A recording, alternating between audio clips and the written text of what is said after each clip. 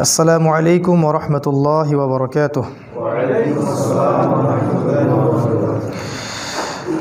إن الحمد لله نحمده ونستعينه من يهده الله فلا مضل له ومن يضلل فلا هادي له ونشهد أن لا إله إلا الله وحده لا شريك له ونشهد أن محمدا عبده ورسوله. أما بعد فإن خير الحديث كتاب الله وخير الهدي هدي محمد صلى الله عليه وسلم وشر الأمور محدثتها وكل محدثة بدعة وكل بدعة ضلالة وكل ضلالة في النار. فقد قال الله تعالى في كلامه المجيد بعد أعوذ بالله من الشيطان الرجيم والعصر إن الإنسان لفي خسر إلا الذين آمنوا وعملوا الصالحات وتواصوا بالحق وتواصوا بالصبر. যাবতীয় প্রশংসা ও গুণগান একমাত্র মহিয়ান গরিয়ান আল্লাহ রব্বুল আলামিনের জন্য, যিনি আজকে পূর্ব খাসবাগ আহলে হাদিস জামে মসজিদে বাদ এশা আমাদেরকে মাসিক কোরআনী তালিমি বৈঠকে বসার তৌফিক দান করেছেন। সকলে শুকরিয়া আদায় করি আলহামদুলিল্লাহ। দরুদ এবং সালাত বর্ষিত হোক মহান আল্লাহ প্রেরিত সর্বশেষ এবং চূড়ান্ত নবী মানবতার মুক্তির দূত মুহাম্মদুর রাসূলুল্লাহ সাল্লাল্লাহু আলাইহি ওয়াসাল্লামের প্রতি। আমরা সংক্ষিপ্ত আকারে দরুদ পাঠ করি, আল্লাহুম্মা সাল্লি আলাইহি আল্লাহুম্মা বারিক আলাইহি।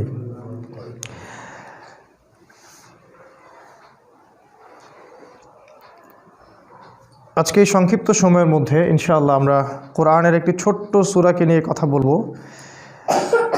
যদিও বেশ কয়েকটা বিষয় নিয়ে আমি ভাবছিলাম কোনটা বলা যায়, আমি চুজ করতে পারছিলাম না যে আসলে কোনটা বলবো।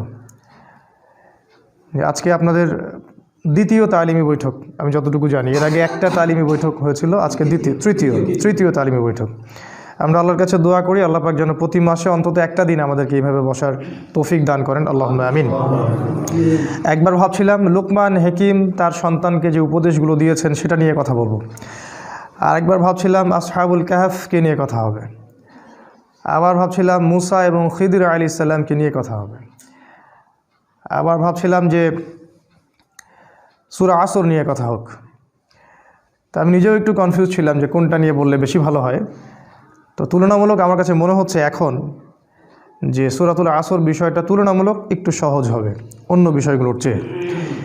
আর যেহেতু এখানে ছোট ছোট বাচ্চারা বেশি, পাশাপাশি যুবক ভাইরাও আছেন, তো এই সূরাটাই মনে হয় সুইটেবল হবে। আল্লাহ পাক আমাদেরকে শুনে বুঝে আমল করার তৌফিক দান করুন, আল্লাহুম্মা আমিন। আমরা দোয়া করি রব্বি ইশরাহ লি সাদরি ওয়া ইয়াসসির লি আমরি ওয়াহলুল উকদাতাম মিন লিসানি ইয়াফকাহু কওলি। জ্ঞান বৃদ্ধির জন্য আরেকটা দোয়া করতে পারি রব্বি জিদনি ইলমা রব্বি জিদনি ইলমা রব্বি জিদনি ইলমা। আরেকটা দোয়া করা যায় আল্লাহুম্মা ফাক্কিহনা ফিদ্দিন আল্লাহুম্মা ফাক্কিহনা ফিদ্দিন ওয়া আল্লিমনা তা'উইল আমিন ইয়া আরহামার রাহিমিন। সূরাতুল আসর, আমরা জানি পবিত্র কোরআনুল কারীমে 114টা সূরা আছে। 114 সূরার মধ্যে 86টা সূরা হলো মাক্কি আর 28টা সূরা হলো মাদানী।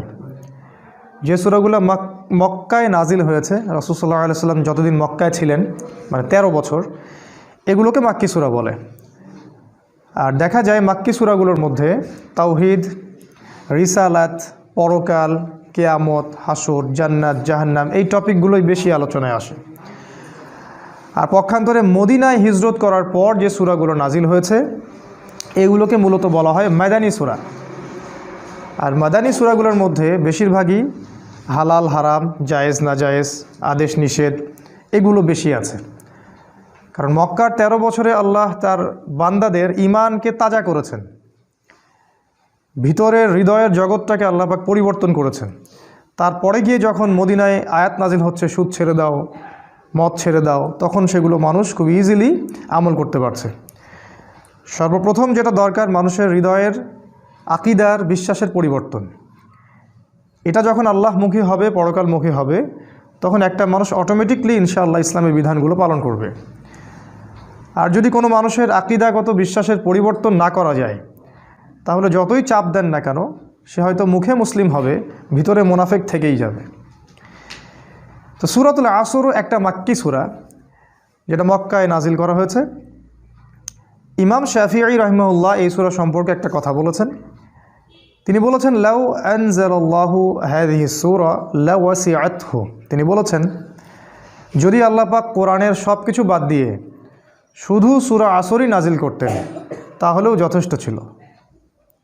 আমি আবার বলছি, তিনি বলেছেন আল্লাহ পাক যদি শুধুমাত্র সূরা আসরটুকুই নাজিল করতেন আর কিছুই নাজিল না করতেন তারপরেও যথেষ্ট ছিল। কারণ এই সূরার মধ্যে সমস্ত মৌলিক বিষয় চলে আসে। সময় সংক্ষিপ্ত, আমরা হয়তো সব ডিটেলস আলোচনা করতে পারবো না, কিন্তু মূল পয়েন্টগুলো আজকে আমরা টাচ করবো ইনশাআল্লাহ।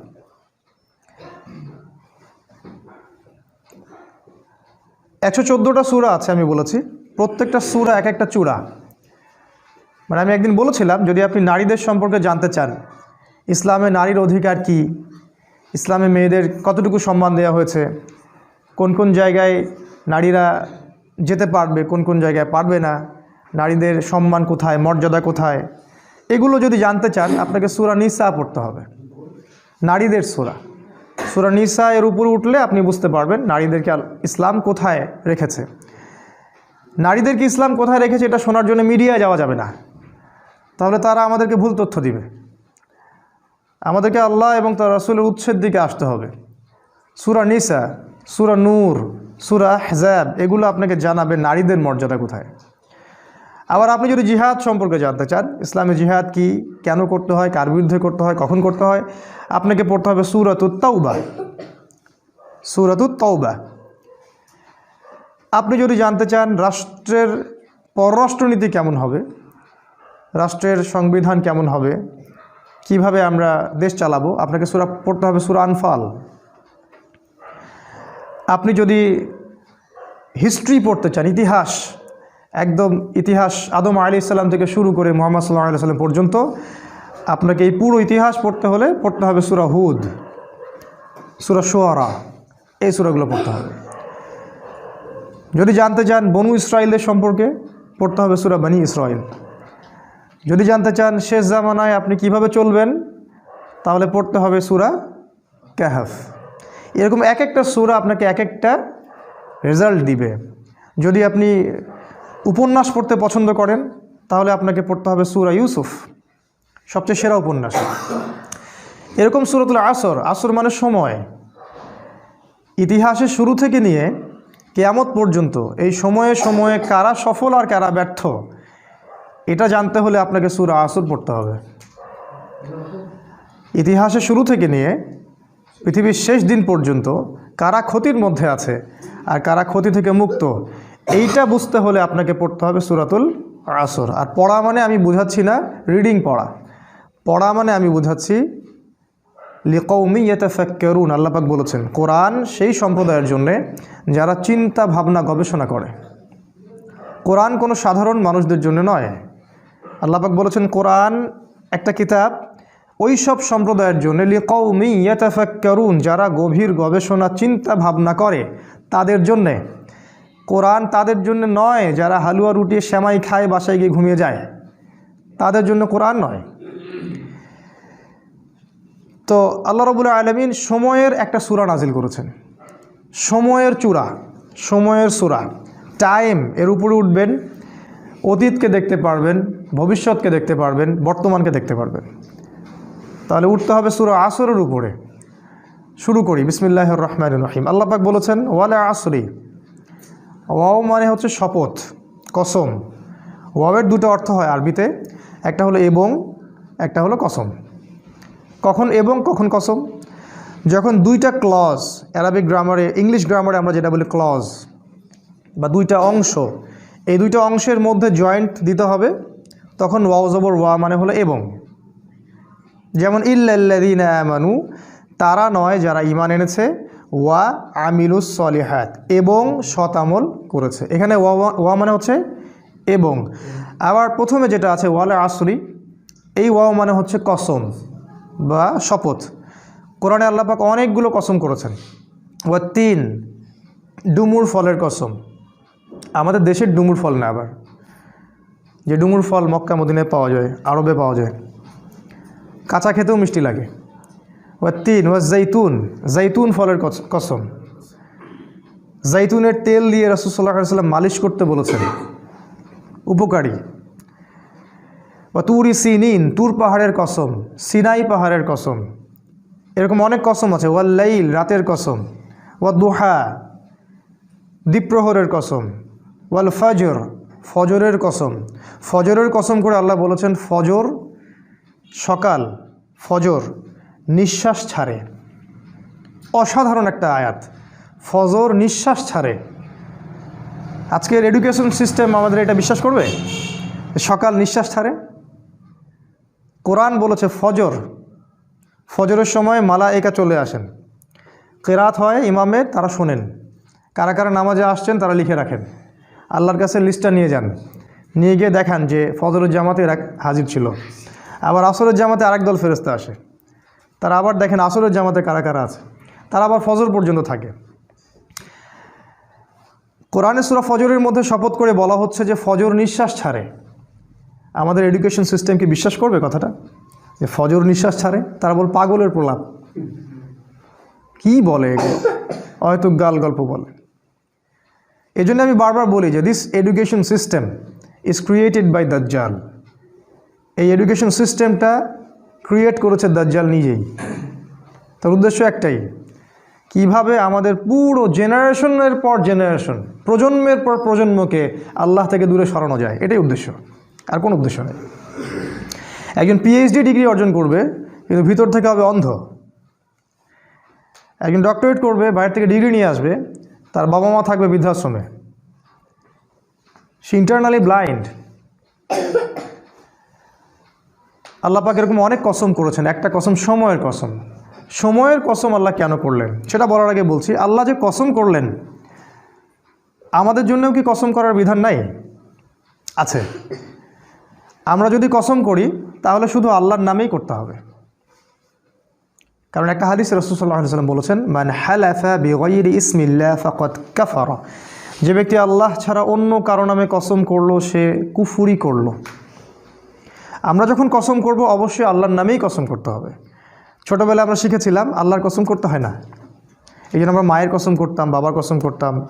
এখন আমরা দেশের কসম করি, মাতৃভূমির কসম করি। তা আল্লাহ বলেছেন কসম করতে হবে শুধুমাত্র আল্লাহরই, অন্য কারো না। তবে আল্লাহ রাব্বুল আলামিন তার সৃষ্টির কসম করেন, যেমন রাত দিন, ফজর, ডুমুর ফল, কোরআন, চাঁদের, সময়ের ইত্যাদি। সময়ের কসম করার অর্থ কী? সময়ের কসম আল্লাহ পাক কেন করছেন? আল্লাহ পাক যখন কোনো কিছুর কসম করছেন বুঝতে হবে ওই বিষয়টা অত্যন্ত গুরুত্বপূর্ণ। এটা বোঝার জন্য খুব বেশি বুদ্ধির দরকার নাই। আল্লাহ পাক তো সহজে কোনো বিষয়ের কসম করবেন না। আর কোরআন নাজিল করার সময় আল্লাহ পাক খুবই ইকোনমিক্যাল। কোন দিকে? শব্দ চয়নের ক্ষেত্রে আল্লাহ পাক অতিরিক্ত কোনো শব্দই চয়ন করতে চাচ্ছেন না, যেটা দরকার সেটা নাজিল করছেন। অহেতুক কোনো শব্দ কিন্তু কোরআনে নাই। কোরআন এমন একটা কিতাব যেটার একটা শব্দ দিয়ে একটা জাতির ইতিহাস বলা হয়েছে। সিরিয়াসলি, সূরা কাহফের মধ্যে একটা শব্দ আছে।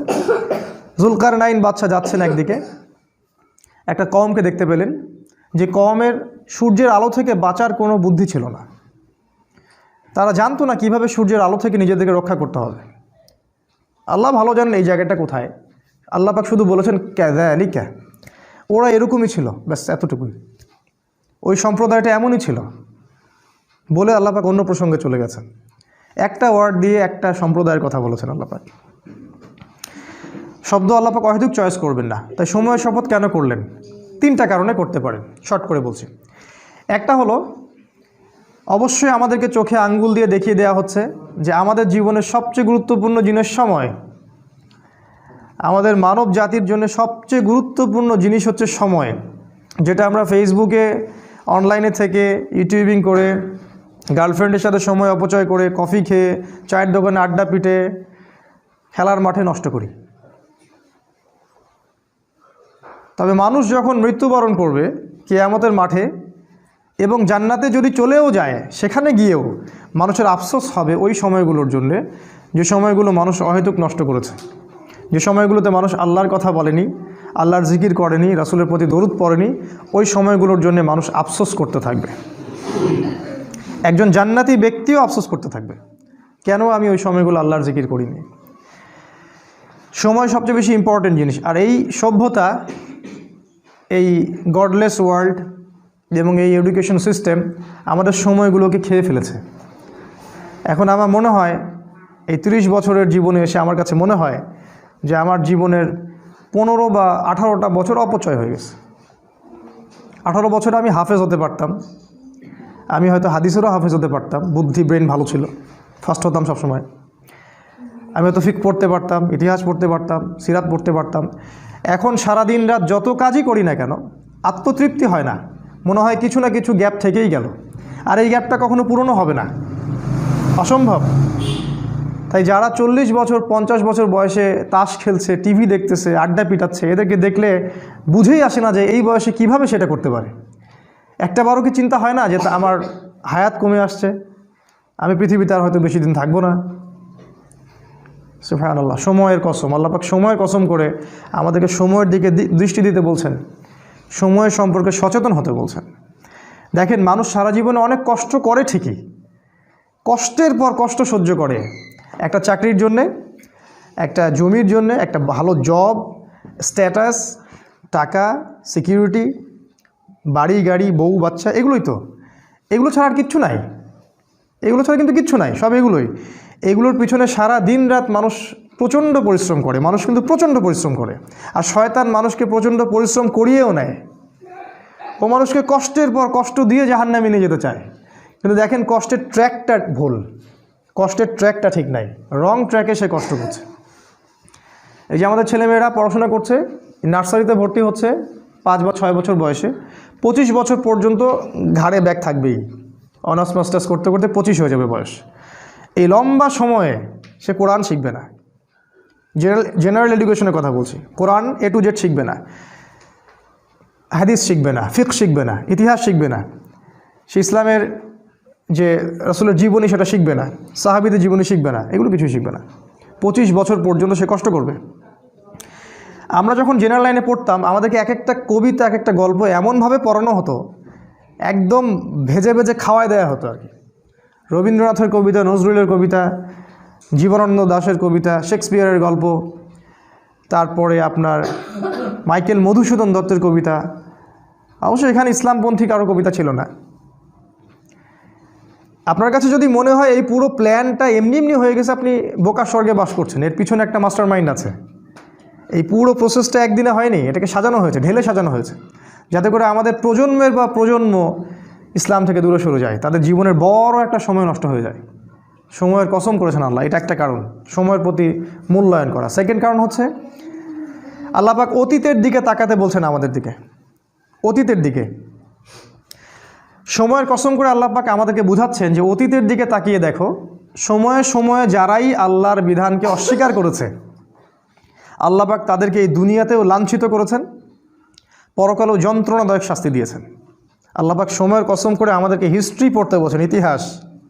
অতীতের দিকে তাকাও, দেখো আদম আলাইহিস সালাম থেকে শুরু করে এই পর্যন্ত একই সুন্নাত, আল্লাহর সুন্নতের মধ্যে কোনো পরিবর্তন নাই। ওয়ালান তাজিদা লিসুন্নাতিল্লাহি তাবদীল, আল্লাহ বলেছেন আমার সুন্নাত, আমার স্টাইলে কোনো পরিবর্তন পাবে না। যাদের কাছেই আল্লাহর হেদায়েত এসেছে, যারা স্বীকার করে নিয়েছে, আল্লাহ পাক তাদেরকে দুনিয়ায় সাফল্য দিয়েছেন, পরকালেও সাফল্য দিয়েছেন। আর যারাই আল্লাহর বিধানকে অস্বীকার করেছে, আল্লাহ পাক দুনিয়াতে শাস্তি দিয়েছেন, পরকালেও শাস্তি দিয়েছেন। যেমন নূহ আলাইহিস সালামের কওম, আল্লাহ পাক ডুবিয়ে দিলেন। আদ জাতি প্রচণ্ড শক্তিশালী, নারিকেল গাছের সমান সমান একটা মানুষ, এর চেয়েও বড়, পাহাড়ের মধ্যে বাসা করে থাকে, আল্লাহ পাক ওদেরকে ঝড় দিয়ে উড়িয়ে দিলেন। শুআয়ব আলাইহিস সালামের কওম খুবই দাপটের জাতি, ওদের অপরাধ ছিল মানুষকে অন্যায়ভাবে মারতো। আমাদের ওই যে রিমান্ডে নিয়ে যেটা করে ওইটা করতো আর কি, রিমান্ডে নিয়ে গেলে যে পিটানটা পিটায়, এইগুলো তারা সমাজে মানুষকে পিটাইতো আর কি। একজন মানুষ দোষী, দোষ তো প্রমাণ হয়নি, মারা যাবে। ধরেন একজন মানুষ খুনের কারণে বন্দী হয়েছে, প্রমাণ হয়েছে কি এখনও? আপনি মারতে পারেন না তো, মেরে আপনি জবানবন্দি নিতে পারেন না, ইসলামে হারাম। চলছে এগুলো, কে বুঝাবে? শুআয়ব আলাইহিস সালামের কম এই কাজটা করতো। আরেকটা কাজ করতো, মাপে কম দিত আর মানুষের সম্পদ লুট করতো। আমাদের এই যে ব্যাংকিং সিস্টেমের মতো, মানুষকে কলা ঝুলায় টোপ দেয়, একটা বাড়ির দাম 10 লাখ টাকা, আমরা আপনার পক্ষ থেকে বাড়িটা কিনে দিব, কিন্তু আপনাকে 10 লাখের জায়গায় 30 লাখ দিতে হবে। কারণ অতিরিক্ত যে 20 লাখ দিতে হবে এটার জন্য আমরা আপনাকে 20 বছর সময় দিচ্ছি।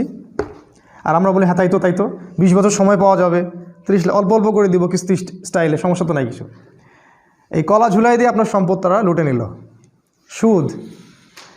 আরেকটা যে পেপার মানি, কাগজের টাকা। আমি তো বললাম যে আমরা সোনা নিয়ে ওদের ব্যাংকে যাই, ওদেরকে সোনা দিয়ে ডলার নেই।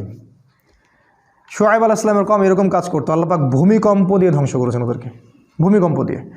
সময়ের দিকে তাকায় দেখেন, সামুদ জাতি এরকম শক্তিশালী ছিল, আল্লাহ পাক ওদেরকে বজ্রপাত দিয়ে ধ্বংস করেছেন।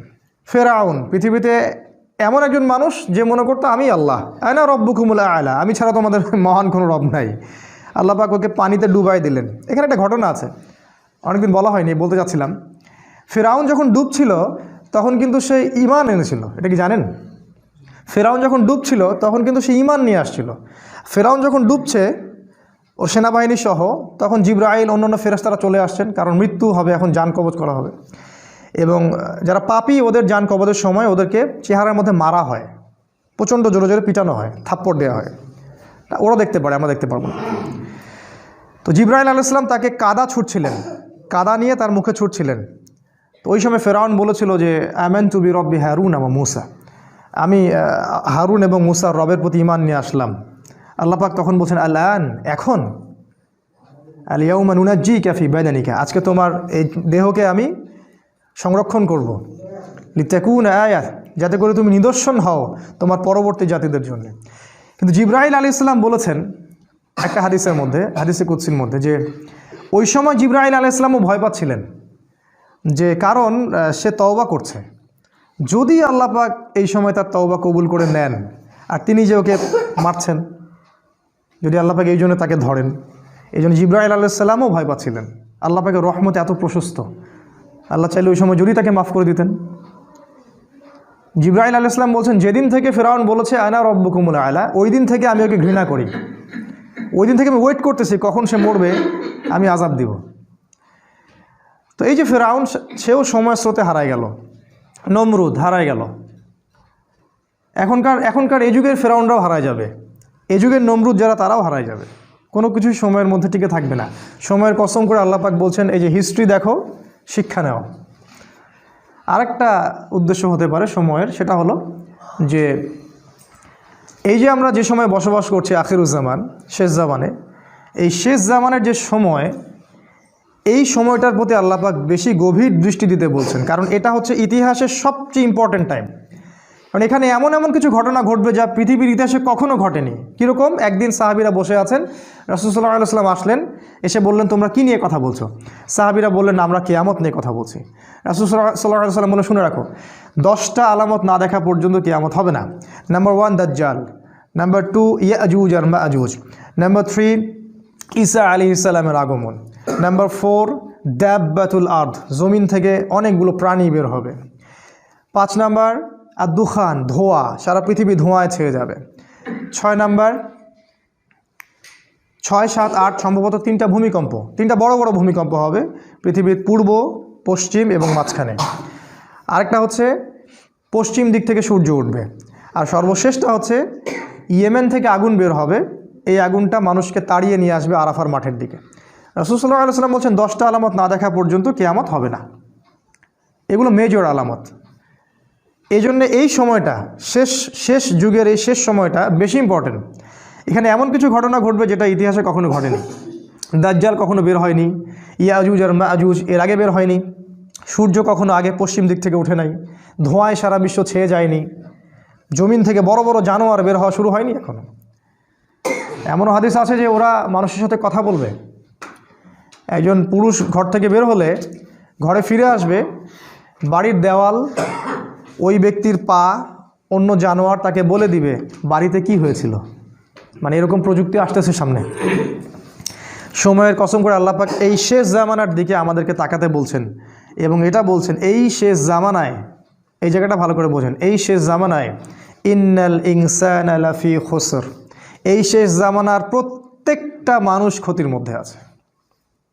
এটা আল্লাহ বোঝাচ্ছেন আমাদেরকে। আখিরুজ্জামানের প্রত্যেকটা মানুষ ক্ষতির মধ্যে আছে। ইন্নাল ইনসানা লাফি খুসর, নিশ্চয়ই, ইন্না মানে নিশ্চয়ই, আল ইনসান মানে মানুষ, লা মানে আবার অবশ্যই, ফি মানে মধ্যে, আর খুসর মানে ক্ষতি। শাব্দিক অর্থ হয় নিশ্চয়ই মানুষ অবশ্যই ক্ষতির মধ্যে আছে। আখিরুজ্জামান এমন একটা জামান, এমন একটা যুগ, যে যুগের কোনো মানুষ ক্ষতি থেকে বাইরে নয়। যতই দাড়ি টুপি পাগড়ি আর জুব্বা থাকুক না কেন, সে ক্ষতি থেকে বাইরে নয়। যে মনে করবে সে ক্ষতি থেকে বাইরে, সে বোকার স্বর্গে বাস করছে। রাসূল সাল্লাল্লাহু আলাইহি ওয়াসাল্লাম কি বলেননি, আখিরুজ্জামানের একটা ব্যক্তি খুঁজে পাওয়া যাবে না যে সুদ থেকে মুক্ত থাকতে পারবে? তিনি কি বলেননি এই জামানার সবচেয়ে বেশি হবে মেয়েরা, এবং মেয়েরা নগ্ন হয়ে বাইরে ঘুরবে। মুমিন ভাই, মুমিন স্বামী তাকে বাড়িতে রাখতে পারবে না, সে দায়ুসে পরিণত হবে, কিছু করতে পারবে না। শেষ জামানায় দাজ্জাল এবং তার সেনাবাহিনীরা এমনভাবে সারা বিশ্ব শাসন করবে, এদের গ্রিপ থেকে মুমিন বের হতে পারবে না। সবচেয়ে বড় হাদিসটা হচ্ছে শেষ জামানায় মুমিনের হাতে জ্বলন্ত কয়লা রাখা যেমন, ঈমান ধরে রাখাটা ওই রকম হবে। নিজেকে প্রশ্নগুলোর উত্তর পাওয়া যাবে আমাদেরকে সবাইকে, যে আমরা যে ইসলামটা ফলো করছি আর কি, এটা কি হাতে কয়লা ধরার মতো কি না? আমরা যে ইসলামটা ফলো করছি, আসলেই কি আমরা হাতে জ্বলন্ত কয়লা ধরে আছি কি না? এরকম কষ্ট হচ্ছে কি না? যদি কষ্ট হয়, সুসংবাদ আপনার জন্যে। যদি কষ্ট হয়, তাহলে আপনার জন্য সুসংবাদ, আপনি সেই ব্যক্তি যার কথা রাসূল বলেছেন। আর যদি কষ্ট না হয়, আফসোস আমাদের জন্যে, আমার উপর ধিক্কার, আমি সেই ব্যক্তি যার কথা রাসূল বলেছেন নেগেটিভলি, পজিটিভলি না। কি বলেছেন রাসূল সাল্লাল্লাহু আলাইহি ওয়াসাল্লাম? সকালে মুমিন থাকবে, বিকালে কাফের হয়ে যাবে। বিকেলে কাফের থাকবে, সকালে মুমিন হবে। ইয়াবিউ রাজুলু দীনাহু লিআরাদি দুনিয়া, দুনিয়ার বিনিময়ে একজন ব্যক্তি তার দিনকে বিক্রি করে দিবে। এই হলো আখিরুজ্জামান। এই জামানার প্রত্যেকটা মানুষ ক্ষতির মধ্যে। তবে আল্লাহ পাক বলেছেন 4 শ্রেণীর মানুষ নয়। 4টা কাজ যারা করবে, একই সাথে 4টা কাজ, 4টার মধ্যে যে কোনো একটা নয়, 4টা কাজই একই সাথে অ্যাট দ্য সেম টাইম, 4টা কাজ যারা করতে পারবে এবং এর উপর ইস্তেকামাহ, দৃঢ় থাকতে পারবে, তারাই ক্ষতি থেকে বেঁচে থাকবে। তার মধ্যে নাম্বার 1 হচ্ছে ইল্লাল্লাযীনা আমানু, ঈমান। ঈমানটা কেন এখন আমি বুঝি। এই ওয়ার্ল্ডটাকে রিড করতে হলে, এই বিশ্বে আসলেই কি হচ্ছে এটা বুঝতে হলে, আপনার ভিতর থেকে একটা নলেজ দরকার, ইন্টারনাল একটা লাইট দরকার। যার ভিতরে ঈমান নাই, তার ভিতরে আল্লাহর পক্ষ থেকে নূর আসবে না, পসিবল না। যার ভিতরে, হৃদয়ের ভিতরে ঈমান নাই, আল্লাহর পক্ষ থেকে লাইট বা নূর আসবে না। আর আল্লাহর পক্ষ থেকে কলবের মধ্যে নূর না আসলে সে ভিতর থেকে দেখতে পারবে না আসলে কি হচ্ছে। যেমন আমাদের মেয়েদের কথা বলা হচ্ছে মিডিয়ায়, মেয়েরা অনেক এগিয়ে যাচ্ছে, প্রোগ্রেস, প্রগতি সমান তালে চলছে, সম অধিকার, অগ্রগতি, তাই না? কিন্তু কোরআন, সুন্নাহ এবং আখিরুজ্জামান স্টাডি করলে আমরা দেখছি যে মেয়েরা এগিয়ে যাচ্ছে ঠিকই, কিন্তু জাহান্নামের দিকে। এই যে চিন্তার জগতের বিশাল একটা পরিবর্তন, এক শ্রেণীর মানুষের কাছে এটা প্রোগ্রেস, আর আমি বলছি এটা জাহান্নামের রাস্তা। বিশাল একটা পার্থক্য না? এই পার্থক্যের কারণ হচ্ছে যে মন্তব্যটা করেছে সে বাহ্যিক দৃষ্টি দিয়ে করেছে, কিন্তু আমরা কোরআন সুন্নাহ থেকে ঘেটে ইন্টারনাল অবজারভেশন থেকে মন্তব্যটা করলাম। এই ইন্টারনালি লাইট পেতে হলে আমাকে নূর দরকার, আর নূর আসবে আল্লাহর পক্ষ থেকে। আর কখন আসবে? যখন আপনি কোরআনের কাছে আসবেন, যখন ঈমান নিয়ে আসবেন। ইল্লাল্লাযীনা আমানু, এই হলো প্রথম। আর হাদিসে আছে, হাদিসে জিবরিলের মধ্যে ঈমানের 6টা পিলার, তো অনেকেই জানি না। ঈমানের 6টা পিলার হচ্ছে, 1 নাম্বার আমানতু বিল্লাহ, আল্লাহর প্রতি বিশ্বাস করা, তার ফেরেশতাগণের প্রতি বিশ্বাস করা, তার আসমানি কিতাবগুলোর প্রতি বিশ্বাস করা, রসুলগণের প্রতি বিশ্বাস করা, পরকালের প্রতি বিশ্বাস করা এবং তাকদিরের ভালো মন্দের প্রতি বিশ্বাস করা। এই 6টা পিলারকে বিশ্বাস করার নাম ঈমান। এখানেও 3টা কথা আসবে, শুধু বিশ্বাস করা না, হৃদয়ে বিশ্বাস করা, মুখে স্বীকৃতি দেয়া। হৃদয়ে আগে বিশ্বাস করা, মৌখিক স্বীকৃতি দেয়া এবং কাজে বাস্তবায়ন করা। শুধু বললেই হবে না যে আমি মুমিন, কাজে প্রমাণ করতে হবে। কিছু মানুষ আছে আমাদের বলে যে আমি তো গুনাহ করিনি, নামাজ পড়ার কি দরকার আছে, আমি তো খারাপ কাজ করি না, আমি তো সারাদিন ভালো কাজ করি, জনকল্যাণমূলক কাজ করি, আমি তো জননেতা, নামাজের তো প্রয়োজন নাই। নামাজ তাদের জন্য যারা গুনাহ করে, ওদের গুনাহ মাফ করানোর প্রয়োজন আছে, তারা যাবে নামাজে, আমি নামাজে যাব কেন? কিছু মানুষ আছে কোরআন, সুন্নাহ, ইসলামকে এর সামনে আত্মসমর্পণ তো করবেই না, বলে যে আমি মানবতার কল্যাণে কাজ করি, আমি জনকল্যাণমূলক কাজ করি, আমি গাছ লাগিয়ে দিই, আমি কম্বল বিতরণ করি, আমি কত ভালো কাজ করি। এগুলো তো ভালো কাজ, আমি তো সদা সত্য কথা বলি, ব্যবসায় হালাল খাই, আমার নামাজের তো দরকার নেই। ঈমানের একটা পিলার হচ্ছে মনে বিশ্বাস, মুখে স্বীকৃতির সাথে সাথে কাজে অবশ্যই বাস্তবায়ন করতে হবে। এই কাজে বাস্তবায়ন করতে গিয়ে কিছু মানুষ শৈথিল্যবাদী হয়ে যাবে, আর কিছু মানুষ হয়ে যাবে চরমপন্থী। আমাদেরকে হতে হবে মধ্যমপন্থী, খুব চরমপন্থীও না, আবার শৈথিল্যবাদীও না। কারণ আল্লাহ পাক এই উম্মতকে বলেছেন উম্মাতান ওয়াসাতা লিতাকুনু শুহাদা আলান নাস, তোমরা হচ্ছে মধ্যমপন্থী উম্মত, তোমাদেরকে অন্য অন্য উম্মতগুলোর উপরে সাক্ষী হিসেবে উপস্থাপন করা হবে।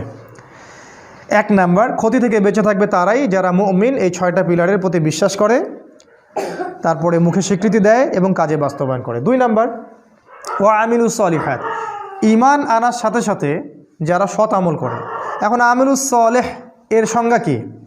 এক কথায় খুব সহজ করে যদি সংজ্ঞা বলি, তাহলে যে আমল বা যে কাজগুলো আল্লাহ অনুমোদন করেছেন, তার রাসূল অনুমোদন করেছেন, বা রাসূলুল্লাহ সাল্লাল্লাহু আলাইহি ওয়াসাল্লাম করেছেন বা করতে বলেছেন, অথবা মৌন সম্মতি দিয়েছেন। সোজা সিম্পল।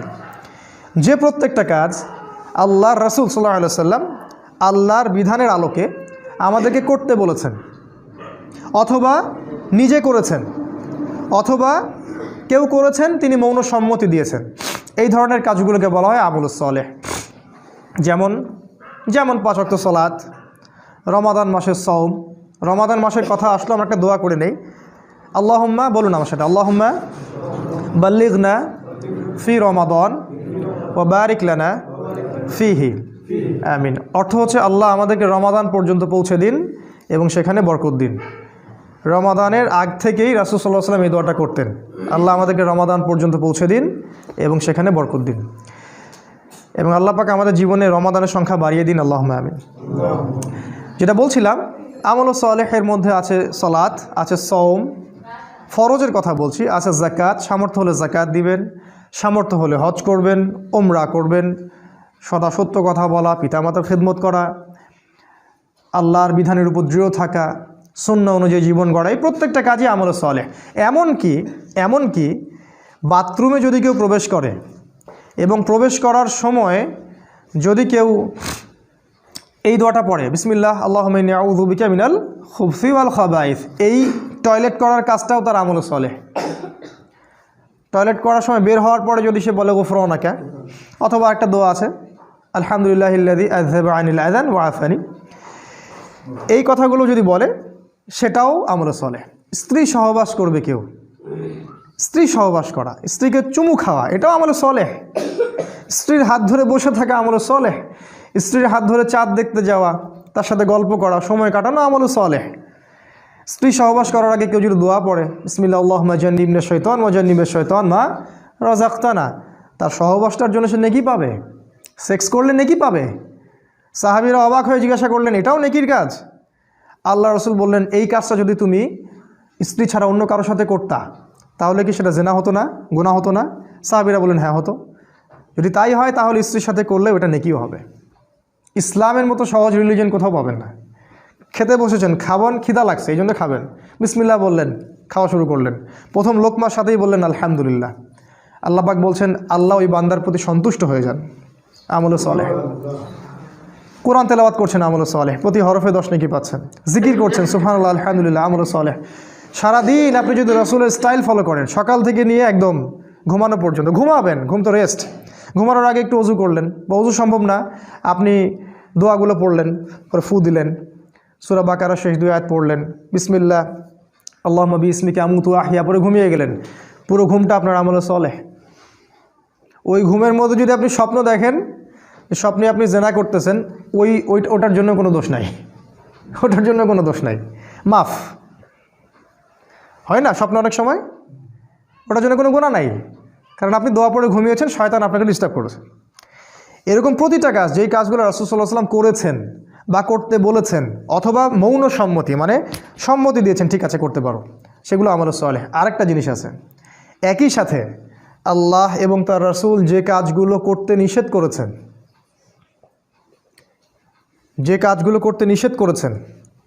যে কাজগুলো করার ব্যাপারে শাস্তির কথা বলেছেন, সেই প্রত্যেকটা কাজ ছেড়ে দেওয়াও আমলে সালেহ। যেমন রাসূল বলেছেন যে শিরিক করো না, শিরিক না করা আমল সালেহ। সুদ খেও না, সুদ যে আপনি খাচ্ছেন না এটাই আমল সালেহ।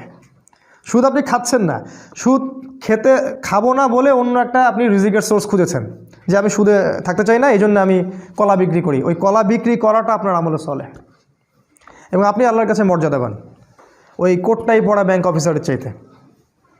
কোটটাই পড়া ব্যাংকের অফিসার আল্লাহর কাছে রক্তচোষা প্রাণীর মতো। কোরআনের ভাষায় বললে হয়তো অনেকে কষ্ট পাবেন, আল্লাহ পাক বলেছেন জানোয়ারের মতো। আল্লাহ পাক বলেছেন জানোয়ারের মতো, সূরা আরাফ আয়াত নাম্বার 179। মাঝে মাঝে একটু হিট দিয়ে কথা বলতে হয় বলেই আল্লাহ এগুলো কথা বলেন। তো এই যে আমরা অন্যায় থেকে দূরে থাকছি, এটাও আমলে চলে। ওই যে টাকনুর নিচে কাপড় পরলে গোনা হয়, আপনি প্যান্টটা কেটে নিলেন, এটাই আমলে চলে, কারণ আপনি টাকনুর নিচে কাপড় পরতে চাচ্ছেন না, দাড়ি শেভ করতে হয় না, এই জন্য আপনি ছেড়ে দিয়েছেন। দাড়ি যতদিন থাকবে আপনি আমলে চলের মধ্যেই আছেন, কন্টিনিউয়াসলি নেকি লেখা হচ্ছে। আর এইটা একমাত্র সুন্নাহ যেটা মৃত্যুর পর আপনার পরিচয় বলে দিবে আপনি মুসলিম না মুসলিম। যে একমাত্র সুন্নাহ, ভিজিবল সুন্নাহ, যেটা নিয়ে আমরা কবরে যাব। আর কোনো সুন্নাহ নিয়ে আমরা কবরে যাচ্ছি না, ভিজিবল, দেখা যাচ্ছে না। একমাত্র সুন্নাহ যেটা দেখা যাচ্ছে, এইটা নিয়ে কবরে যাবে মানুষ। পাগড়ি নিয়েও যাবে না কবরে, জুব্বা নিয়েও যাবে না কবরে। তো যেটা বলছিলাম যে আপনি যে অন্যায়গুলো, এগুলো থেকে যে দূরে থাকছেন, এটা আমলে চলে। সেটা প্রত্যেকটা অন্যায় হোক না কেন, যত বড় স্কেলেই হোক আর যত ছোট স্কেলেই হোক। তাহলে আমলে চলে আমি মনে হয় বোঝাতে পেরেছি। যে আমলগুলো রাসূল করেছেন, করতে বলেছেন অথবা সম্মতি দিয়েছেন, সেগুলো আমলে চলে। একই সাথে যেগুলো রাসূল নিষেধ করেছেন, এগুলো ছেড়ে দেওয়াও আমলে চলে। আরেকটা বিষয় আছে, সেটা হলো যে আমলে সালেহ এর বিপরীত জিনিসকে বলা হয় বেদাত। যখন কোনো ব্যক্তি আমলে সালেহ করে না, অন্য কোনো পদ্ধতি অবলম্বন করে যেটা আল্লাহ এবং তার রাসূল অনুমোদন করেননি ইসলামে, এটাকেই বেদাত বলা হয়। এটা সংখ্যার ক্ষেত্রে হতে পারে, সময়ের ক্ষেত্রে হতে পারে, এটা পদ্ধতির ক্ষেত্রে হতে পারে। যেমন দরুদ পাঠ করাটা ইবাদত, কিন্তু মিলাদ মাহফিলের স্টাইলে দরুদ পড়াটা বেদাত। একজন ব্যক্তি দোয়া করবে, একাকী দোয়া করতে পারে, মাশাআল্লাহ, কোনো সমস্যা নেই, কিন্তু সম্মিলিতভাবে একটা সিস্টেম তৈরি করে নেয়া তা বেদাত।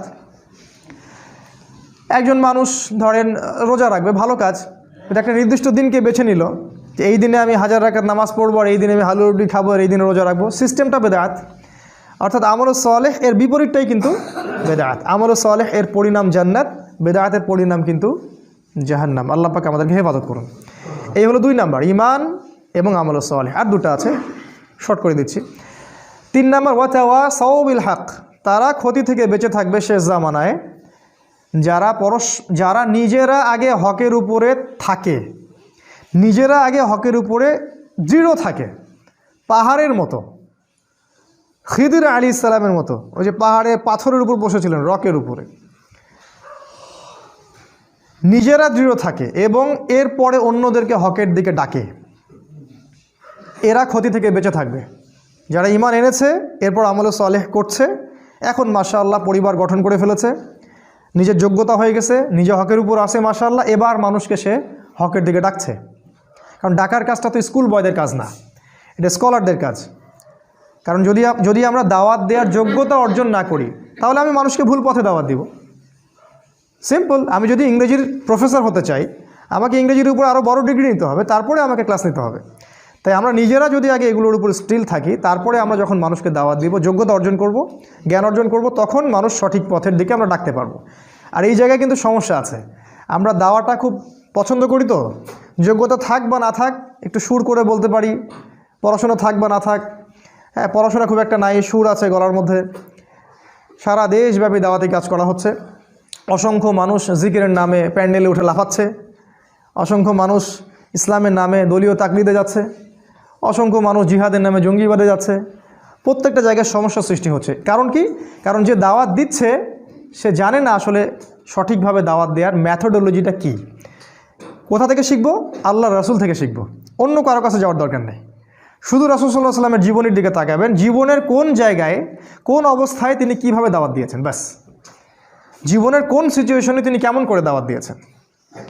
মক্কায় তিনি মূর্তির সামনেও নামাজ পড়েছেন 13 বছর, তখন মূর্তি ভাঙার মতো সিচুয়েশন ছিল না। মদিনায় খেলাফত কায়েম হওয়ার পরে আবার যখন মক্কা পুনরুদ্ধার করা হলো, তখন তিনিই আবার মূর্তি ভেঙে দিলেন, নিজের হাতেই মূর্তি ভাঙলেন, জা আল হক ওয়া যাহাকাল বাতিল বললেন। তাহলে দুইটা সিচুয়েশন আলাদা ছিল। দায়ীকে বুঝতে হবে তার যোগ্যতা কতটুকু, তাকে কোন সিচুয়েশনে কি বলা যাবে কি বলা যাবে না, কোন দিকে মানুষকে ডাকতে হবে, কোন সময়ে কোন দিকে দাওয়াত দিতে হবে। এখন উম্মার যে সময়, এই সময়টা মানুষকে ছোট ছোট ইখতিলাফি বিষয়ের দিকে মতভেদ করার সময় নয়। এখন আমরা এমন একটা সময়ে আছি যে আমরা এন্ড টাইম, শেষ সময়ের দিকে যাচ্ছি, যখন সারা বিশ্ব একত্রিত হয়ে আমাদের বিরুদ্ধে প্রোপাগান্ডা চালাচ্ছে। আর এই সময় যদি আমরা বিভিন্ন দলে উপদলে ভাগ হয়ে থাকি, তাহলে আমাদের ওই যে হাওয়া বেরিয়ে যাবে, আল্লাহ পাক সূরা আনফালে বলেছেন, বাতাস বের হয়ে যাবে, হাওয়া বের হয়ে যাবে, তোমরা পাগুলো স্থলিত হবে, এক ভাইকে মারবে আর এক ভাই হাসবে, এক ভাইকে মারবে আর এক ভাই হাসবে, বলবে আমাকে তো মারে নাই, আমার দলকে তো কিছু বলেনি, সমস্যা নেই। তো বোকা বুঝতে পারেনি যে পরে ওর কাছে ওরা আসতেছে। তো এটা হবে। তাহলে হকের দাওয়াত দেওয়ার আগে আমাদেরকে হকটাকে চিনতে হবে, হক চিনতে হবে, এবং এর উপরে আগে নিজেদেরকে দৃঢ় থাকতে হবে, তারপরে গিয়ে আমাদেরকে অন্যকে দাওয়াত দিতে হবে। এবং দাওয়াত দেওয়ার সময় আমাকে পরিবেশ, পরিস্থিতি এবং সময় বুঝতে হবে, কোন সময়ে কোন প্রেক্ষাপটে কিসের দাওয়াত দিতে হবে। এবং এই দাওয়াত দেওয়ার সময় হতে হবে মানুষের সাথে নরম, উদার। একটা মানুষ এখনও ইসলামের বেসিক কোনো বিষয় জানেই না, ধরেন সে সলাতই আদায় করে না, এখন আপনি কি সবার আগে ওকে সলাতের দিকে ডাকবেন, নাকি ওকে আপনি বুকে হাত বাঁধা শেখাবেন? কি করবেন বলেন তো? আপনার বুদ্ধিমানের কাজ কি? অ্যাটলিস্ট তাকে আগে সলাতের দিকে তো ডাকবেন। সে নামাজ পড়তেছে মাশাআল্লাহ, এখন নিয়মিত জামাতে আসে, মাশাআল্লাহ হৃদয়টা পরিবর্তন হচ্ছে, আস্তে আস্তে আস্তে আস্তে আপনি ওকে মাসআলাগুলো বোঝান। আমরা কি করি? আমরা প্রথমে আক্রমণ করি, যেখানে যাই এটা ঠিক না, ওইটা ঠিক না, আপনার এটা ভুল হয়েছে, আপনার এটা ঠিক না।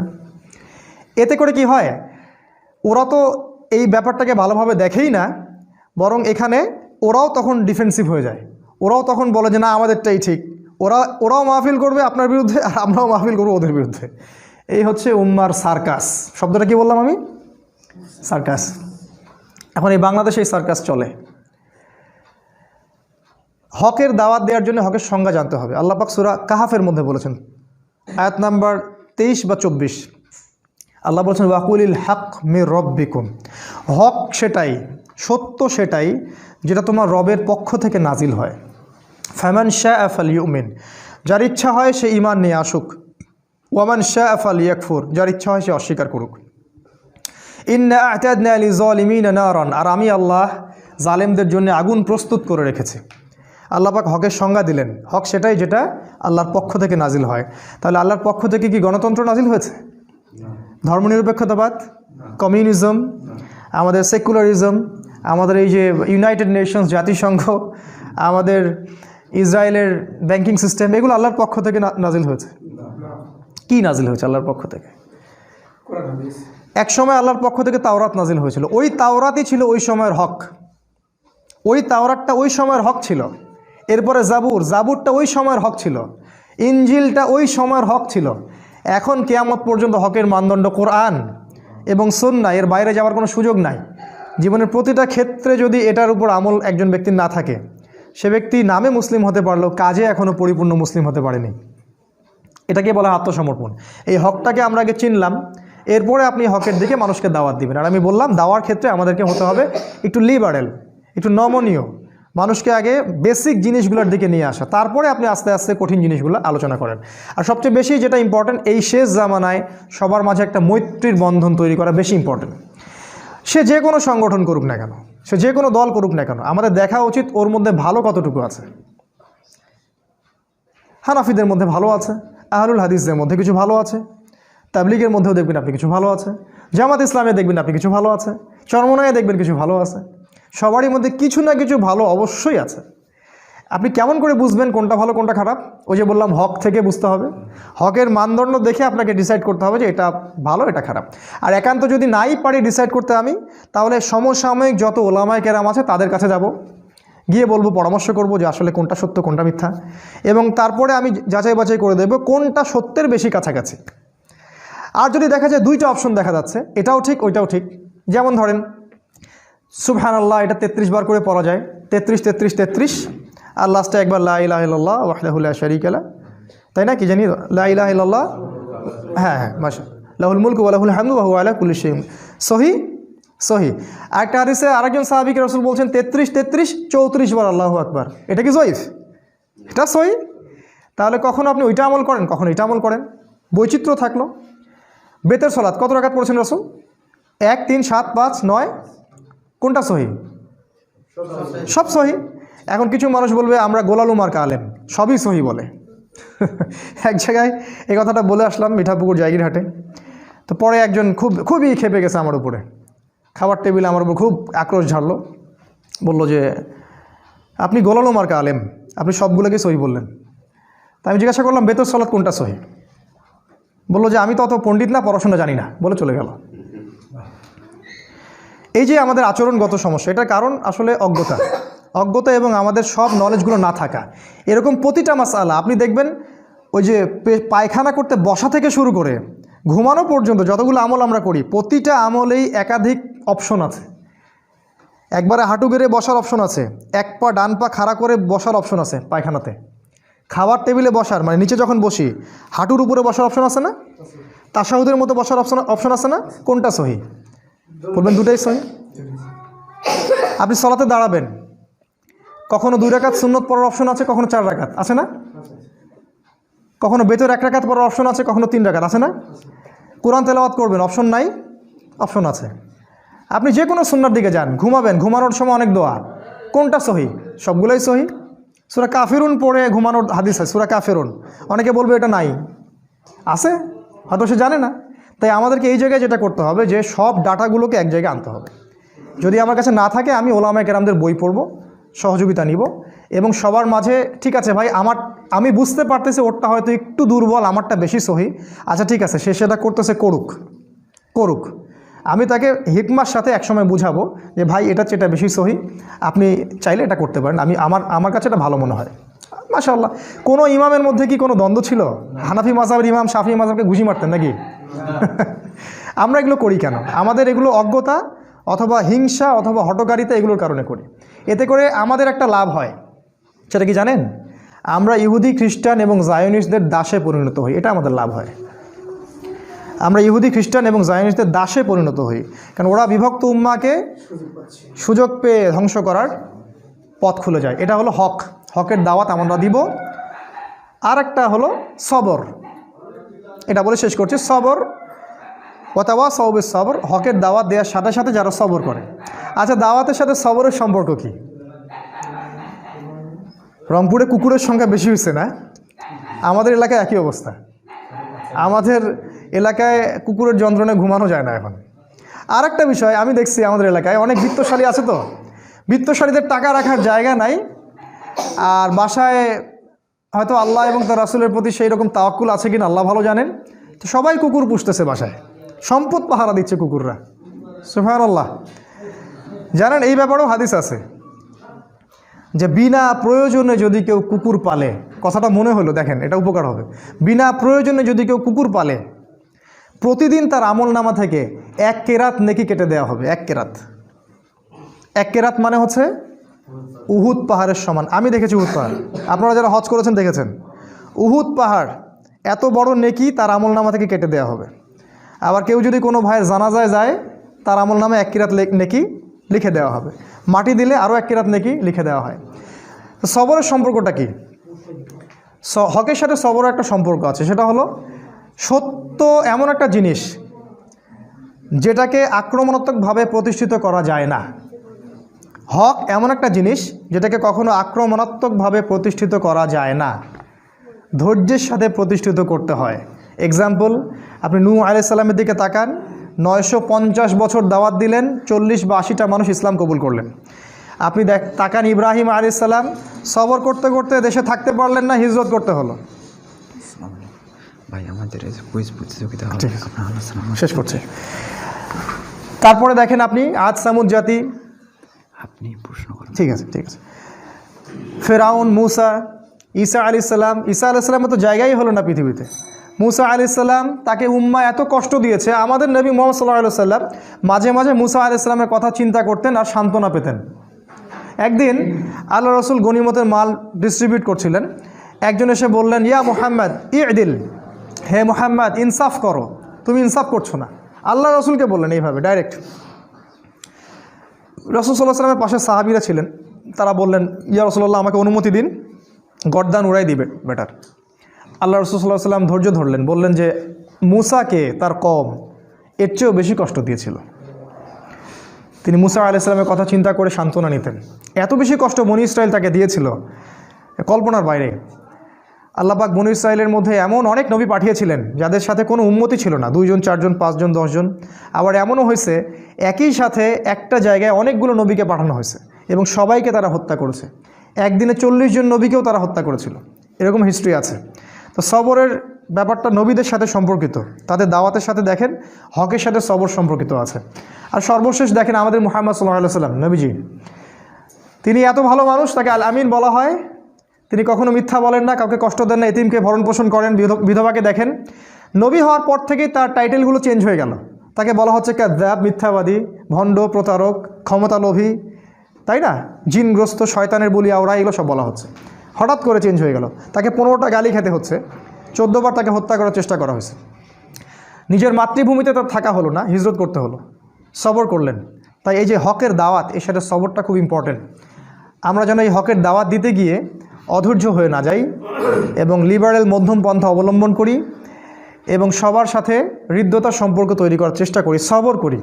একদিনে কোনো কিছু পরিবর্তন হবে না, একদিনে কখনো কোনো কিছু পরিবর্তন হবে না। একটা সুন্দর গঠনমূলক পদ্ধতিতে দীর্ঘস্থায়ী একটা পরিকল্পনা করলে হয়তোবা কোনো ফলাফল পাওয়া যাবে। আল্লাহ রাব্বুল আলামিন, আজকে সময় শেষ হয়ে গেছে, আমি শর্ট শেষ করলাম। আল্লাহ পাক আমাদেরকে শেষ জামানার এই সূরাতুল আসরের উপরে আমল করা তৌফিক দান করুন। এখানে যে বিষয়গুলো আছে এক বাক্যে বলছি যে আল্লাহ পাক সময়ের কসম করে আমাদেরকে সময়ের গুরুত্ব বুঝিয়েছেন, অতীত থেকে শিক্ষা নিতে বলেছেন, শেষ জামানার দিকে বেশি ফোকাস করতে বলেছেন। তিনি বলেছেন শেষ জামানার বেশিরভাগ মানুষই ক্ষতির মধ্যে আছে, তবে তারা নয় যারা ইমানদার, ইমান এনেছে এবং একই সাথে সৎ আমল সম্পাদন করেছে এবং এর সাথে তারা হকের উপর প্রতিষ্ঠিত ছিল, অন্যকেও হকের দাওয়াত দিয়েছে এবং সর্বশেষ যারা ধৈর্যের উপদেশ দিয়েছে পরস্পরকে। এই গুণগুলো আল্লাহ পাক আমাদেরকে অর্জন করার তৌফিক দান করুন, আল্লাহুম্মা আমিন। আল্লাহ রাব্বুল আলামিন আমাদেরকে কোরআন বুঝে পড়ার তৌফিক দান করুন, আল্লাহুম্মা আমিন। এবং এই ছোট্ট সূরাটার মধ্যে অনেক ব্যাপক আলোচনা আছে, আপনারা এগুলোর তাফসির পড়বেন, বাসায় তাফসির কিনবেন, পড়বেন, আরও অনেক নলেজ আপনারা জানতে পারবেন ইনশাআল্লাহ। আল্লাহ পাক এই প্রতিটা বিষয়ের উপর আমাদেরকে আমল করার আল্লাহ পাক তৌফিক দান করুন। আমাদের কোরআনের আলোয় আল্লাহ পাক আমাদেরকে আলোকিত করুন, আমাদেরকে ইমান আনার মতো আনার তৌফিক দান করুন, আমলে সালেহ বেশি বেশি করার তৌফিক দান করুন, হকের উপর থাকার তৌফিক দান করুন, দাওয়াত দেওয়ার তৌফিক দান করুন এবং সবর বা ধৈর্য ধরার আল্লাহ পাক তৌফিক দান করুন, আল্লাহুম্মা আমিন। এই বলে আমি আমার আজকের বক্তব্য শেষ করছি।